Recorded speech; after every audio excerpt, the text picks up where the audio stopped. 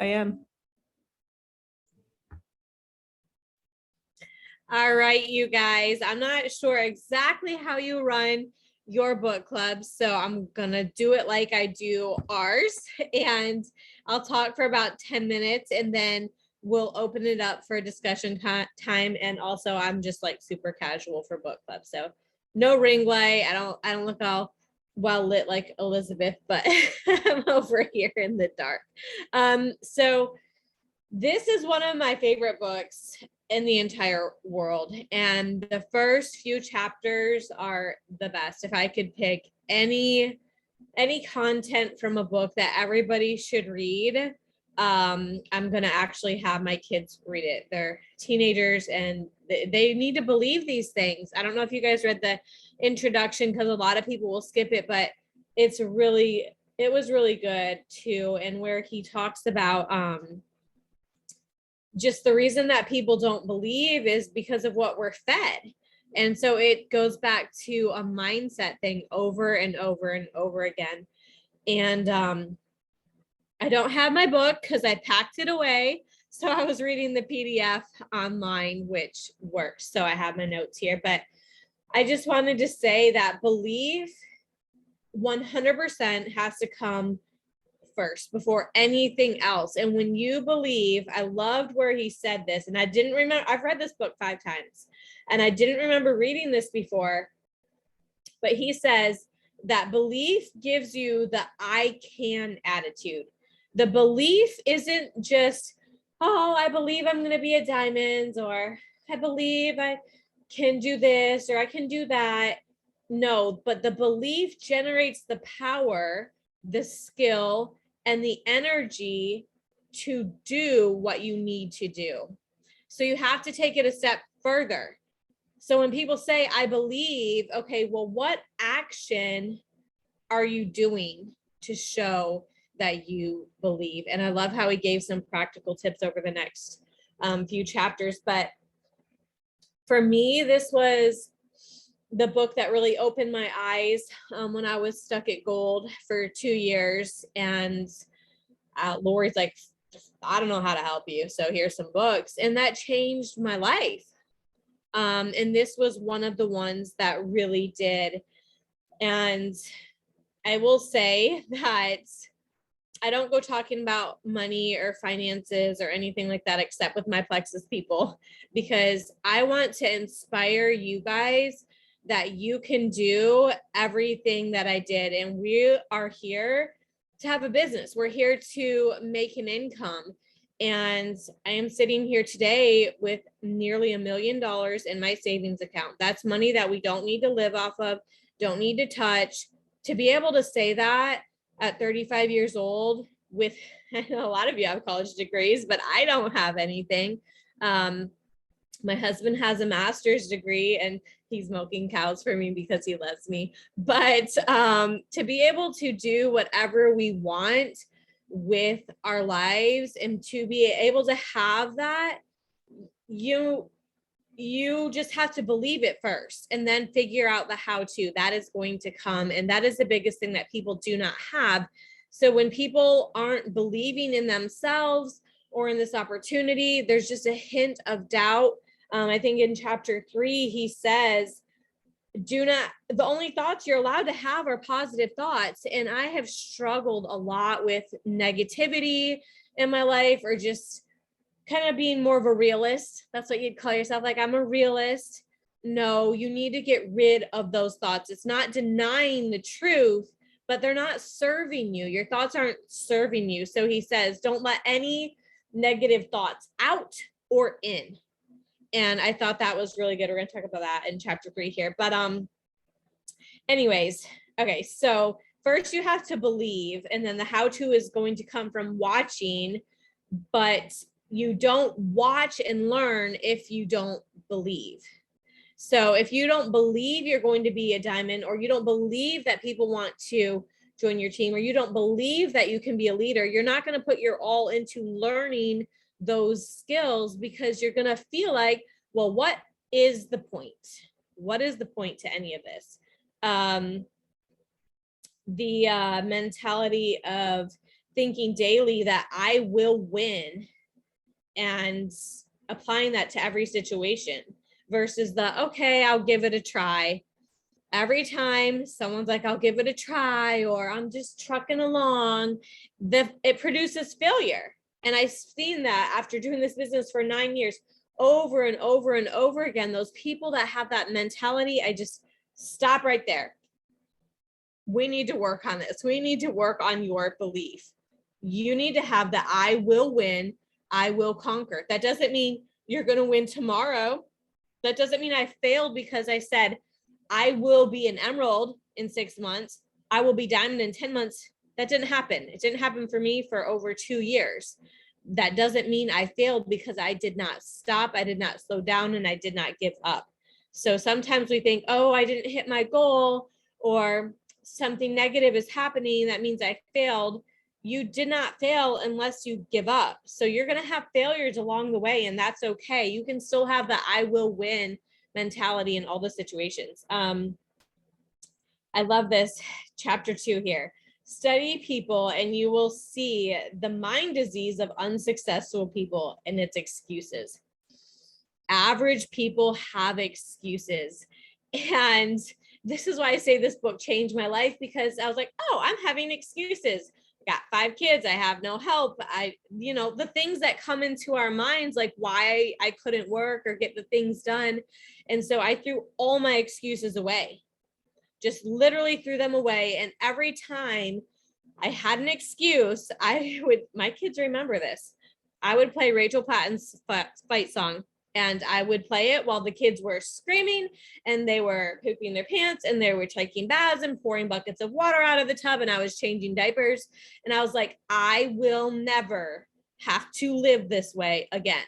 Like, I wanted help. I wanted to be able to hire a nanny, retire my husband, something. Like, I need some sanity here. I do not want to live like this. Going to bed worried about money instead of like, how are we going to get the money? How are we going to get the money? I am going to work to change my life. I'm not going to accept this. So no excuses. Like, my husband's gone, I can't work. Or he talks about the 4 main excuses: health, intellect, age, and my life is different. That's my favorite one that I get to hear from people at the end. My life is different. No, you're not that special, honey. We all have hard stuff. We all have hard stuff. And sometimes we just don't talk about it. People are struggling and you don't even know what they are struggling with. And a lot of times when people hit emerald or diamond, their struggles will come out more. They struggled through that all the way to the top. They've always gone through these things in one form or another, but they did not let those things stop them. I love how we gave positive affirmations. So how to overcome all of these things. Positive affirmations, which if I had my book, I'd read them right now, but on your health and on your age, like, those are excuses. Stop making these excuses. And then chapter 3 was another one of my favorites: fear and building confidence. How do you build confidence? This was something that I struggled with because my sidelines were all doing way better than me. They all hit jewel and I was still stuck at gold, and I was the only one stuck at gold. And they were all ranking up and going to Hawaii, and I sat at home and I watched them, and I really believed and I really was putting in the work thinking that I was going to be there, but I wasn't. I didn't let it stop me though. So he says, get in front of the room, make eye contact, be bold with people. About the only thing that I had down was the walk faster. People are really intimidated by me when they see me in the grocery store. Caleb goes out and they're all chit-chatting. Like, I've never got hit on by anybody, nothing, because I am like, boom, like straight there. Like, they act like they're scared of me or something. So walk confidently in the direction you're going, and people will follow you. If you go to the front of the room or if you ask questions, he says to smile big when you're talking. When I read this book, I was like, I am such a failure at this business. I will apply every single thing. So when he said smile big, that's what I do. I would literally be like, okay, send voice messages, smiling to people. And it worked. It was like magic. I was like, this guy is just a genius. Everything is working. So that is something that you can work on. If you're afraid to do something, just smile. It works on your kids too. I love it. I love where he said, do the motion before the emotion comes. I'm scared to lead a call. I'm scared to go live. I'm scared to reach out. Yeah, you're going to be. Take the action and that emotion will go away. You will feel confident. The fear will go away. The only way to get rid of fear is to do the action. If you're standing at the top of a cliff, gonna go jumping into the water, which I've done in Hawaii, only to overcome a fear. I'm like, done, never doing that again, never, ever. But you overcome the fear, not by standing up there saying, I'm so scared, I'm so scared, I'm so scared. Once you jump, the fear is gone, you did it. There's just not that feeling of fear anymore. So you have to actually take the action and then the emotion will come. Let's see. Isolate the fear. And he talks, I don't know if it's the same pages from the PDF, but on page 54 where he has the list of the types of fears, there's 8 fears. And then he has the action. So if your fear isn't listed here, and a lot of mine weren't, I wrote it down and then I took the action. First, you have to address it. Like he says, embarrassed because of personal appearance. Well, don't go out in sweatpants, put on a dress. I told myself that this week, heading to the store. And I'm like, gosh, I look like garbage every time I go out. I'm like, nope, I'm putting on a dress. My husband thought it was the greatest thing ever. So taking those actions, fear of what other people think. He talks about it right here.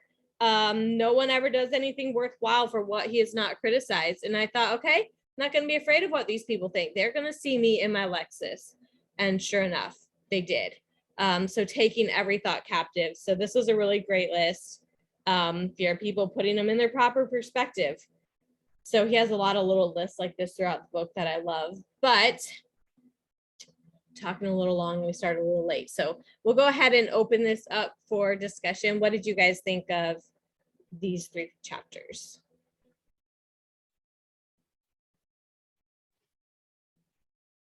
Well, I'm just going to go ahead and talk. The excuse-itis, because I will own my crap. I have made so many excuses the last 6 months. Even my husband literally just asked me, are you going to get on book club? You going to do it? And I was like, well, yeah, I need to. I need to stop making excuses and just do what I said I was going to do 6 months ago and stop letting life kick me in the butt and just do it. So that is favorite chapter, hands down. Enough of the excuse-itis. Just do it. Just do it. I just love it. Love this book. Rochelle is the one that sent me the book, and she told me you're the one, Phallin, that told her to read the book. And it's so good. So this is my second time reading through it, which I needed it. Everything happens for a reason. I'm a firm believer that God puts things in. I find it really funny that I've been having that wrestling in my brain on, am I just going to do it? And then boom, book club says, oh, we're going to do this book. Okay, God, I hear you. I got you. I just love it. That's why I love that Art Williams video, Just Do It. Like if Nike hadn't taken that slogan as theirs, I could totally have it as mine. Just do it. Like even folding it works for everything. Folding the laundry, just do it. Like, why are we overthinking it? And then I take it a step further and analyze, was it that painful? How long did it take me to do it? Like, wow, it took 30 seconds. Like, why am I waiting 2 weeks to pick up the bedroom? It did not take that long. So I love that phrase, just do it. And how many times do we even argue with our own children? I mean, mine are grown now, but if you'd have just done it to begin with, when I asked you to do that, you'd be so much farther along than sitting where you're at now, causing all this drama had you just done it to begin with. It's just enough of the excuses. Just do what you know you want to do.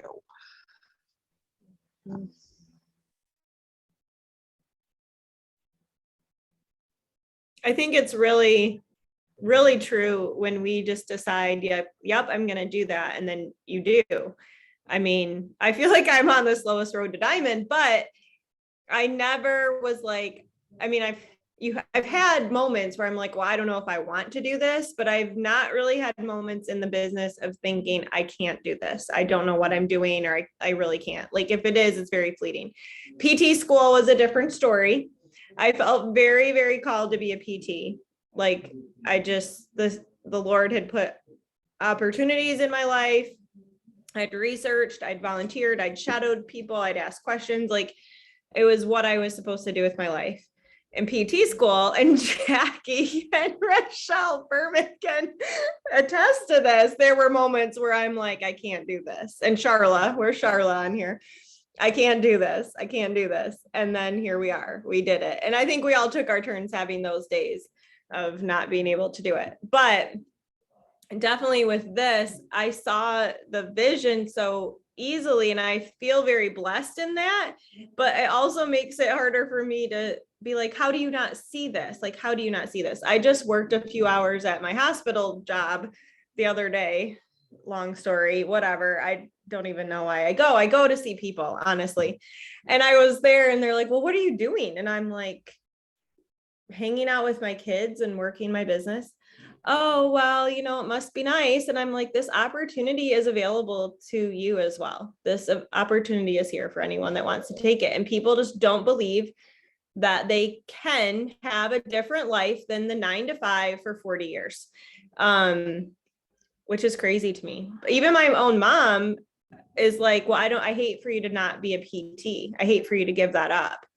And I'm like, Mom, I'll never not be a PT. I'll always use those skills and use that knowledge. But, it's just not the same anymore in terms of that sacrifice you make to go do that job versus what I can do impacting people, helping them with plexus. So just very different. So I don't know. Even my mom's kind of like, are you sure that you only want to do plexus? I'm like, I'm not working a schedule.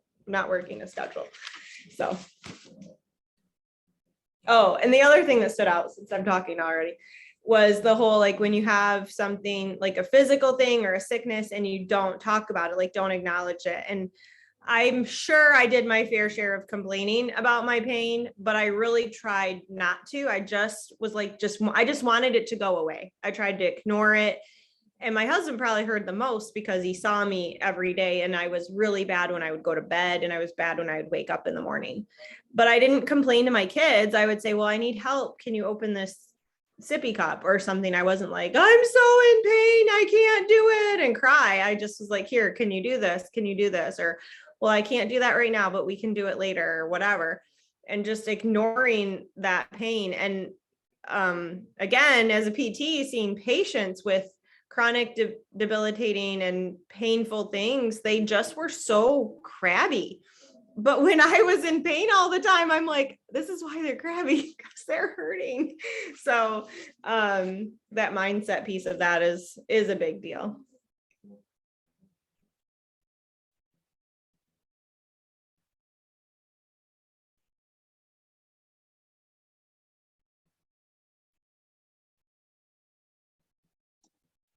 Well, I will speak to that. The other thing that stood out to me was huge on the simple thing of just saying, when you get up out of bed in the morning, instead of going, oh, yeah, I gotta get up, I gotta do that, just how I think normal people dread getting up and having to go to that 9 to 5, just to get up and say, I'm gonna have a good day. It's going to be a good day. That was literally me this morning. I got up this morning with, I'm going to have a good day. I had a fantastic day today. It was the best day I've had in 6 months' time. And that mindset is literally everything. It was how such small shift makes a huge difference.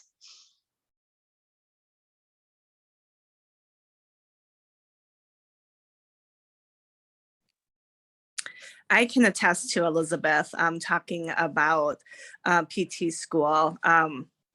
That was hard. It was hard. And there were days where you felt like you were going to give up, but we all helped each other to pull through it. I have not had that experience. PT school was traumatizing. It really was. I haven't had that experience in only the 14 months I've been with Plexus. Doing the business. When I set off to do this, I knew I wanted something more with helping people. I get to help people every day as a physical therapist, but oftentimes it's too late. It's too late to help them. Their conditions are too far gone. And seeing the opportunity, seeing how Plexus helped me, I knew that I was on a preventative, this could be such a benefit for them on a preventative measure. And then just seeing the people, my friends that I have helped and family members, and then helping them help people has been even greater of a blessing to me to see that than what I have done in PT. And I am, I love my PT job. I love helping people, but this has been even a greater blessing. And so building the belief in like Elizabeth, you said, your mom said, "Oh, I'd hate for you to give up being a PT just to do Plexus." We're doing so much more with Plexus, I feel, than what we did with PT. We're helping in a greater way. And why is that devalued over being a physical therapist? When it's, we're helping people in a much greater way. So having the belief that, doing the business is truly a benefit, and we can truly help others with it. And so anyways, when I started the business, I was like, screw it, screw all the naysayers. Like, I don't care. This is a wonderful opportunity for me and to help others in a different way. And I think this book is really solidifying that even more, like getting rid of those excuses. And I would always say in my head, just F it. Like, who cares? Who cares? Just do it. Just like, who cares what other people think? And that's kind of the mentality I've had. So.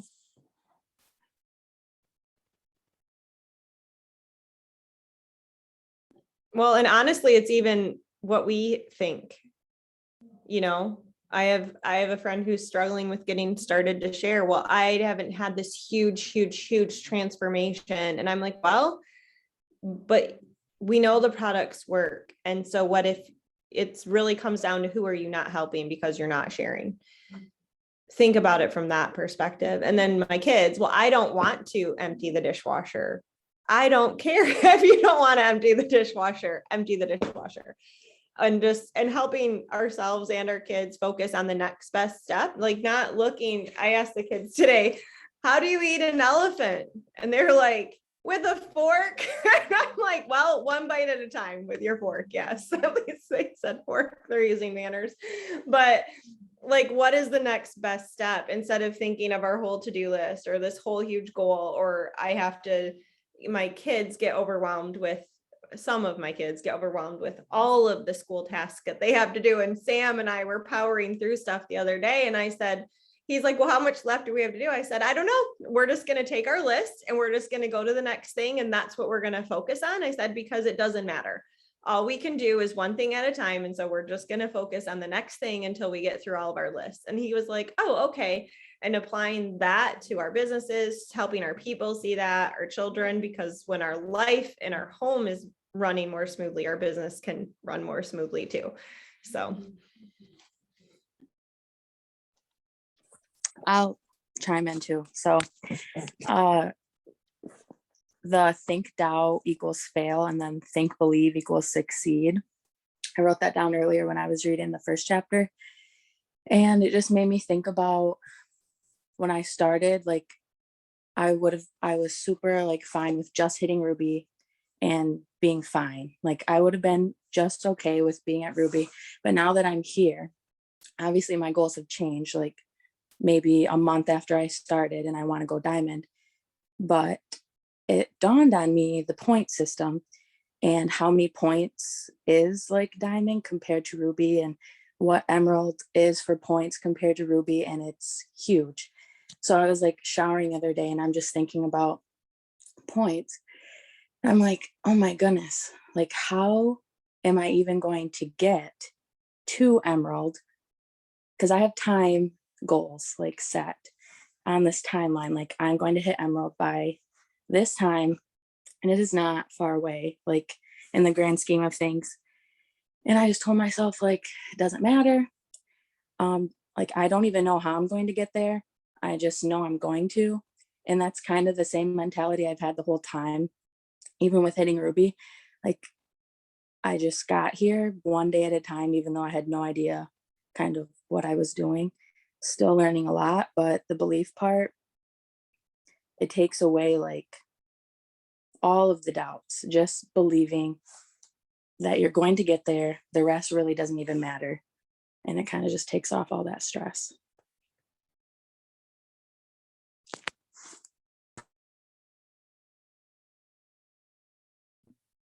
I love that. I will say I have been like trying to figure out how to start talking about that exact same thing with these chapters because, and Phallin mentioned in the beginning, having just the I can attitude. So Jade, the same thing happened when I first started. I wasn't really interested in sharing at first. And then I was like, I don't really want to budget for these. So I started sharing pretty much right away. And I caught the vision within the first few months. And I just kept going. And I swear I just kept believing in myself and believing I could figure out the next step. And just, I was hungry for information and I was always looking for, because everything's figure outable, right? We say that all the time. So I would look for the information myself. I would dig for it. I'd be listening to YouTube videos, podcasts, whatever it was, every single day to build my belief and build my confidence in myself. Because if you have that I can attitude and you imagine yourself at that goal that you know you can reach, you're going to do the things automatically to get yourself there.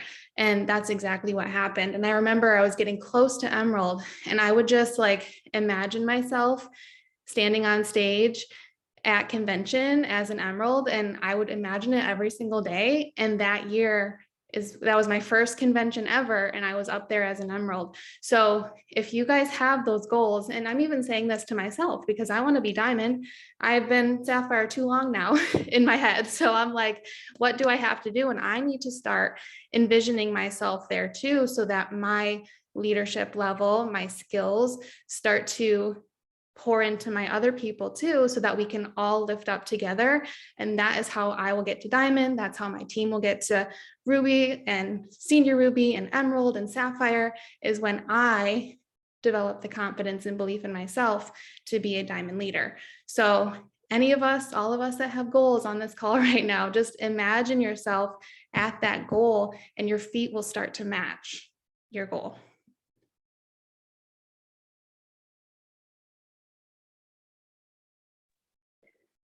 I love the fact that I've mentioned this before. I love the fact that Plexus gives us options. So we've talked about how it can replace income, how it can do things like that. But you know, our mindset saying we either think we can or we think we can't is true, right? So I love the fact that if we think we can, if we think we can take the steps, if we think that we can reach the goals, then we're going to be able to hit that target at least better than what we would if we didn't shoot for it. And I made a post the other day about they're projecting for, you know, possible recession coming up within the next year or so. And a lot of people are either holding tight to what they have or they're blissfully going about life like nothing is ever going to happen. And I love the fact that one of the things that I was reading about in the articles was they were talking about residual income, like diversifying your income. So not just diversifying your assets, but diversifying your income and looking for, you know, that another form of income. And Plexus provides that for us. Like we have a great opportunity. Maybe you love your job. You know, Elizabeth was talking about how when, you know, Elizabeth and Rochelle were both talking about how when we were in PT school and how Elizabeth, her mom can't, you know, believe that maybe she wouldn't want to be a PT, but I love the fact that she has the option. Like she totally has the option. It's given her an opportunity that she can still do physical therapy when she wants to, not because she has to. So mindset is absolutely huge. Just being able to conquer your fear and do that one thing at a time, just doing it afraid, because one day it won't be so scary.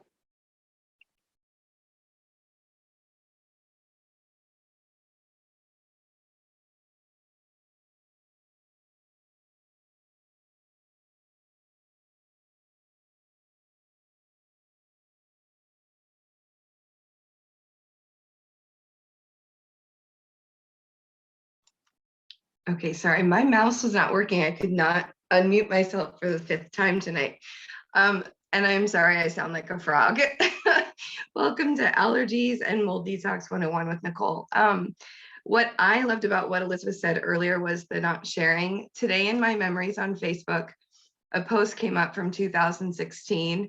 It was a very incognito post about drinking my gallon of water, which was my first commitment to myself the week before my products came that year. And most of you know this, but 4 months later, I quit. And I know that Phallin and Rochelle were very, very disappointed that I did that. But the belief that Rochelle continued to have in what the products could do for me, and her love for me, because 2017, my body literally shut down, are why, as I sit at senior gold going on year 2, I'm okay. I'm not okay with it, but I'm okay with it because I know that it's just a time thing, that it's a growth thing, that it's a process. I know that my body has had a lot to deal with, which meant my mind has had a lot to deal with in the last 2 years. And I am just super, super thankful that we're revisiting this book, because I think my brain needs a reboot of good processes.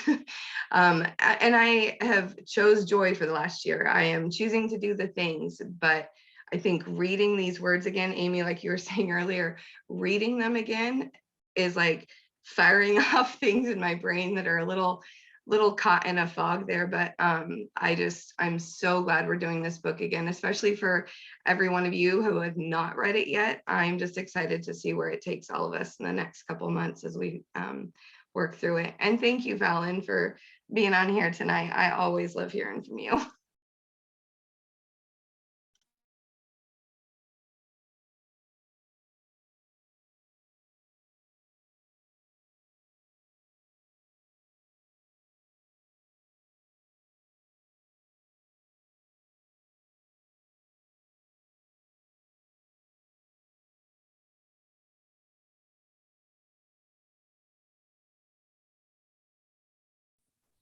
I really wasn't sure about the book, and then the first 30 seconds in the intro, I'm like, wow. And it just kept on and on. I'm just like super amazed. And I couldn't even process how many great tips he had. Like, it just kept going, and like that triumph. And then what was the other word? The fire. It was so good. Just like, that's all. It was just so good. I'm so glad that we're doing this book. It's so inspirational.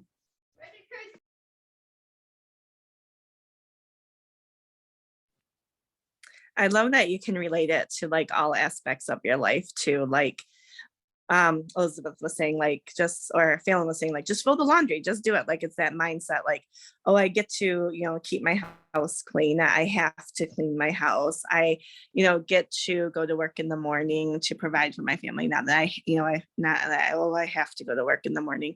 It's just the mindset, and in all aspects of your life. And parenting, oh, I have to like have this conversation with my kid again. No, I get to watch, help them develop into the person that they are meant to be. I get to, have a front row seat and watch that happen and help them develop. It translates into every aspect of your life. And I think that's just, that's what I love about these book clubs, is it's so relatable.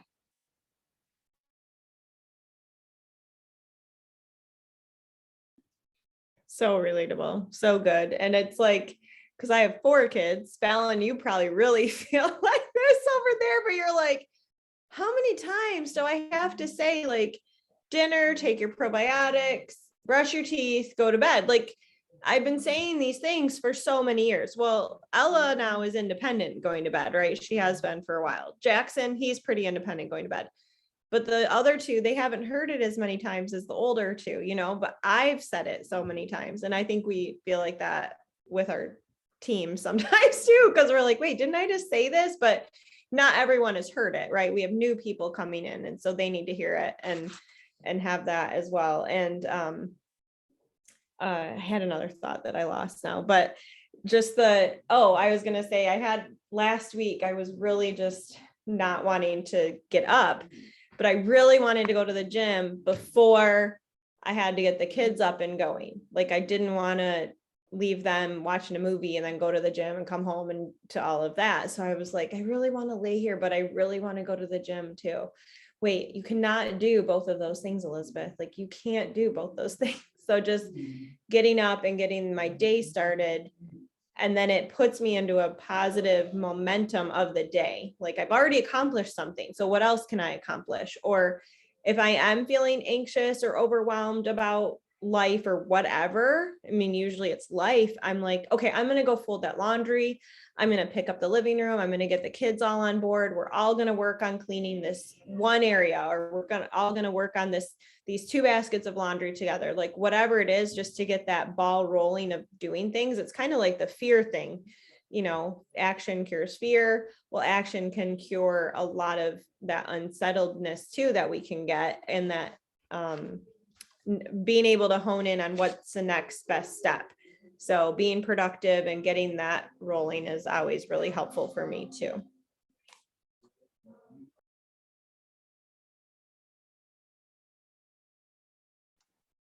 On that note, I will say that brain dumping, which is something a lot of everybody's been talking about lately, and time blocking have been super helpful, because I am a check the box, very type A personality. And for a while I wasn't writing lists and doing that. And I also would get to the end of my day and be like, what I do today. And so in writing it down and checking it off, I find that I am so much more productive in the last few months than probably in the last several months before that. And it's been helpful in me coaching Emma, who I think is not on because she's flying today. But in coaching Emma with, okay, here's a list of things that would be super helpful for you to reach gold. Let's put them in some order that makes sense to you, you know, that sort of thing.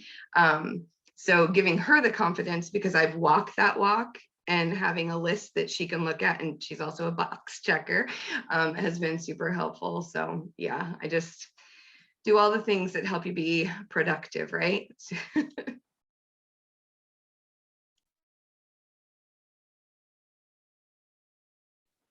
And I have to say too, it's great that we're recognizing these fears and what's holding us back.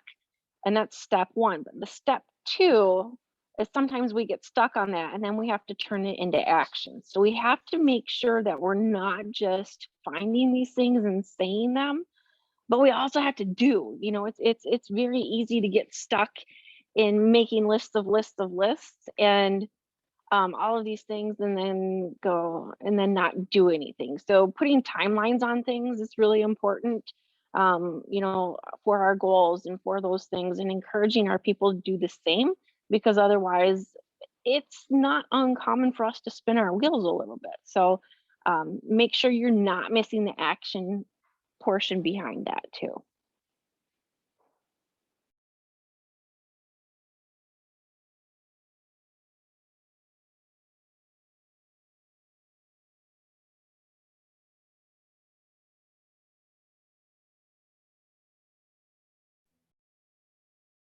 Yeah, I think belief is no good if you're not going to take it one step further, which I can't believe that was like right in the first chapter, because sometimes I struggle with how to tell people like belief isn't enough, but I'm like, what exactly does that mean?